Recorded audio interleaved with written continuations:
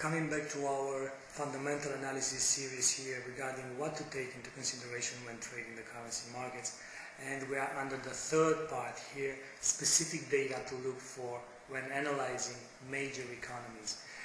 You know our project, we are trying to compare different economies, major economies in the world, starting with the United States, look at what indicators in the terms of fundamental analysis are being released on a monthly basis, when to look for them, what they bring to the markets, and how to interpret them. It is time for the ADP Nonfarm Employment Change, one of the most important indicators to be released in the United States.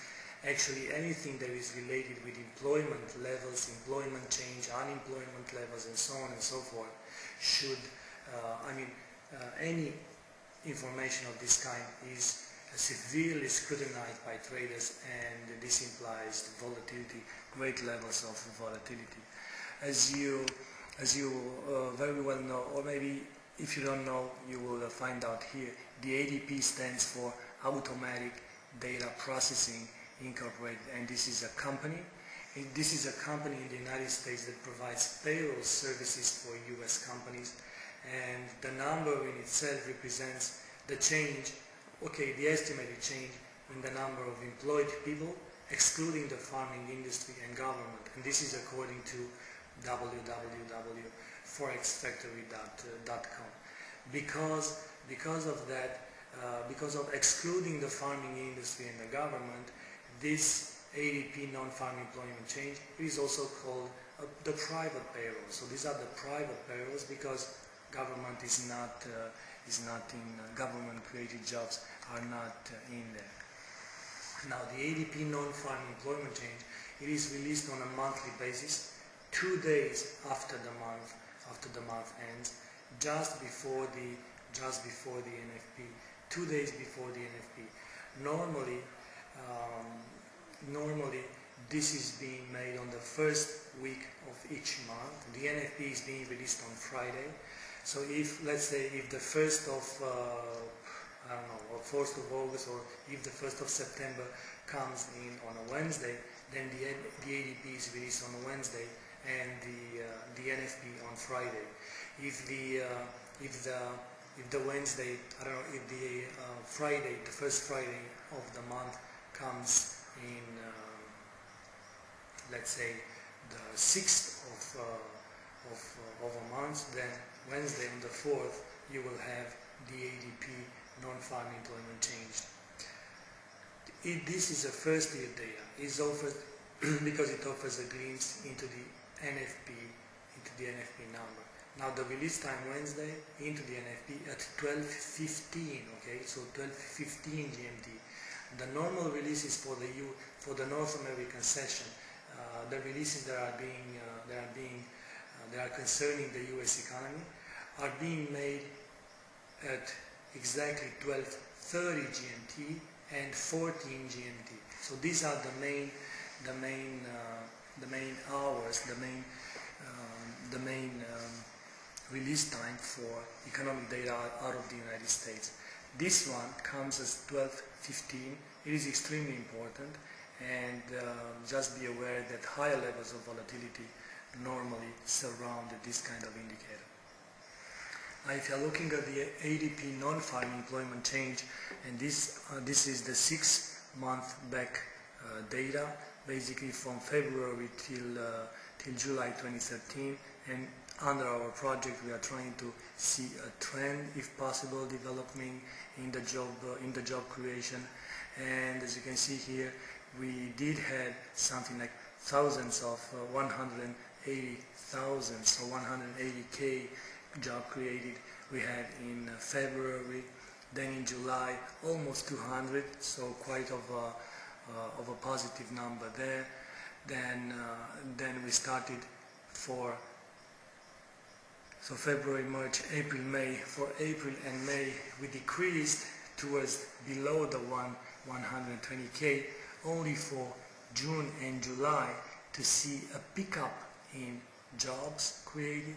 We had 130 and 180 something, so pickup in the jobs level for the last 2 months. So we might have quite a nice trend here, even if this one goes only for 2 months.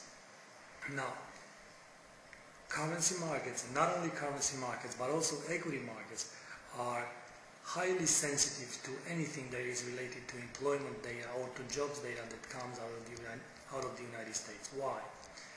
Because when the Federal Reserve pegged the quantitative easing program, the quantitative easing program that is running in the United States now consists of 85 billion US dollars that are being injected in the economy on a monthly basis. So the Fed just buys mortgage-backed securities and treasuries on an $85 billion pace on a monthly basis.